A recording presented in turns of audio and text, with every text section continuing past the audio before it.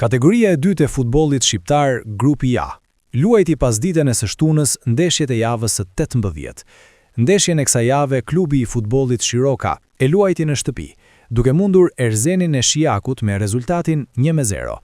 Goli për vendasit, të drejtuar nga trajneri Ardit Mani, u shënua në minutën e 71 nga Gabriel Olamide. Megjithatë, për dominimin që pati gjatë takimit dhe rastet e krijuara, Shiroka mund dhe duhej të fitonte me një rezultat më të thellë. Gjithsesi, kjo fitore i mjafton ekipit që me 35 pikë në renditje të jetë në treshen kryesuese, me 1 pikë më pak se Sopoti dhe 4 më pak se Beslidje.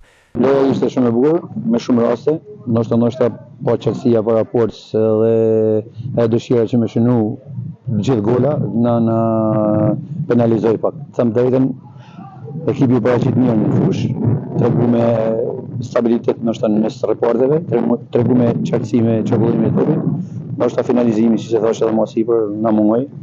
Por gjithsesi e rëndësishme është fitoria. Jena mjekje normalisht të vendit dytë.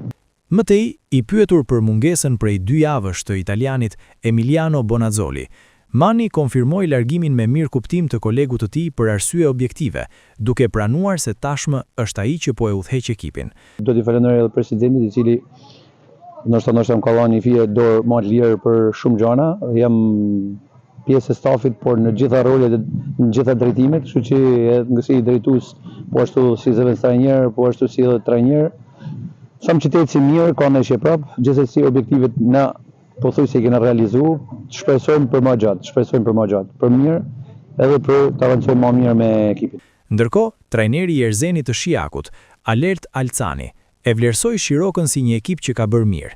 Sa i përket skuadrës së tij, ai beson se do të jetë pjesë e play-offit. Shiroka duke nisë dhe duke ta shikosh edhe nga stafi, që nga presidenca, kanë hyrë më përpara që në fillimet në merkatën, ne vim pak si të vënum nga pjesa e merkatës, por edhe nga ana ekonomike, domethënë nuk besoj ti më gjolla, shpresoj që tash ti tjerë është futbolli, ta shpresoj dhe uroj suksese Shirokës.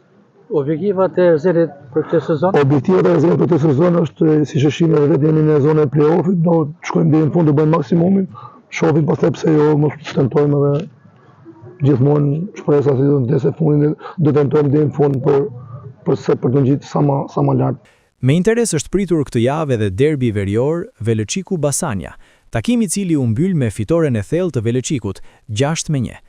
Për vendasit, 3 gola u shënuan nga Gjini, ndërsa më pas realizuan edhe Ymeri, Shekaj dhe Hotaj.